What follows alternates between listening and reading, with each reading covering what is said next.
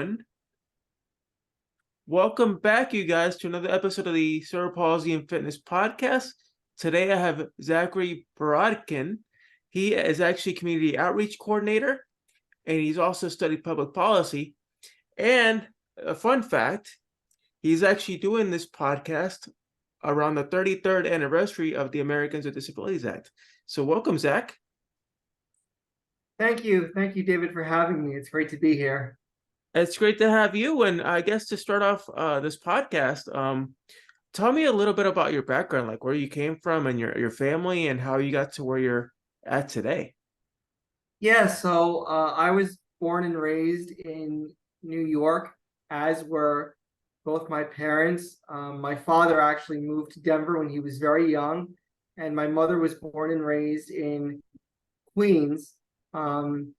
And I basically have grown up in New York City my whole life. And my activism really started with my parents, because my parents were huge supporters of me and of my education. So I really learned the ins and outs of how to advocate for yourself when I was young. And throughout my personal education, from high school throughout college and graduate school, I learned how things work and what issues were important to me, and how my disability intersected with those issues. Oh, that's awesome. And I mean, how for you, how important was it for you to kind of start advocating, especially when it came to you and your specific disability and what you dealt with in your life? Well, that's an interesting question, only because I had to learn the nature of my own disability first before beginning to advocate for other people.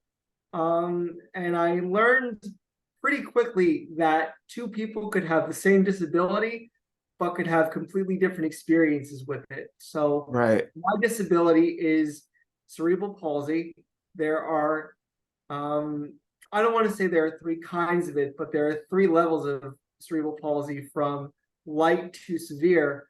I have the the lightest type of cerebral palsy. So some of my muscles are affected, some of my coordination is affected, but I can still function and move around just like anybody else. So really early on, I learned that, you know, my colleagues with the same disability as me would have completely different experiences, just because of the nature of their disability and their perspective. When I learned that and got a grasp of my own disability and others in my community, then I started advocating for the community and for issues like voting rights and for fair housing and for education. So things of that nature.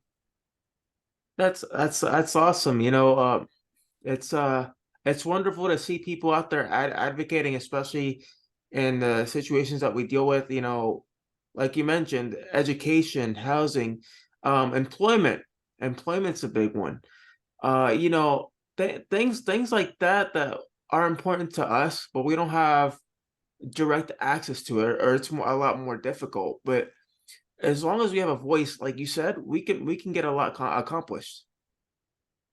Yeah, and I don't want to say it's easy to advocate, but if you just keep pressing at it and you really learn about the issues and you learn about the people involved, you can kind of create your own path as to how you want to advocate and to how you want to solve the issue that's important to you. So, for instance, you mentioned employment.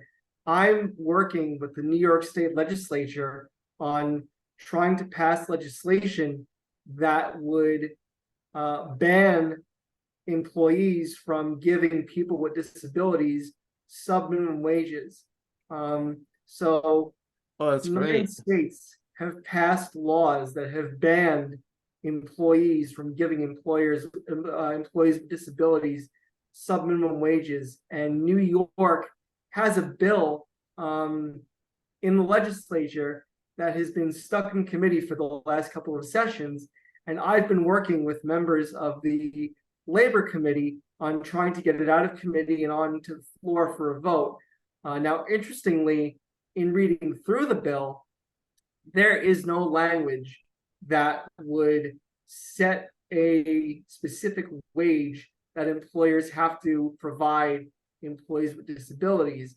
So on top of trying to pass it out of committee, I'm also trying to work on an amendment that would add language that would set basically a standard wage that employers must provide employees with disabilities with.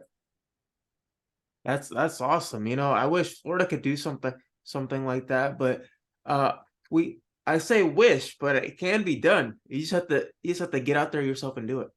Exactly. Are you currently writing like any books? Are you pursuing to become an author as well?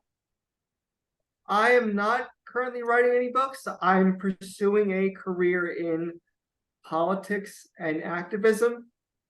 So as I mentioned before, there's this bill that I'm working on, but that's not where my advocacy began. Where my advocacy began, apart from my parents, was at my first job with a nonprofit called Disability Rights New York.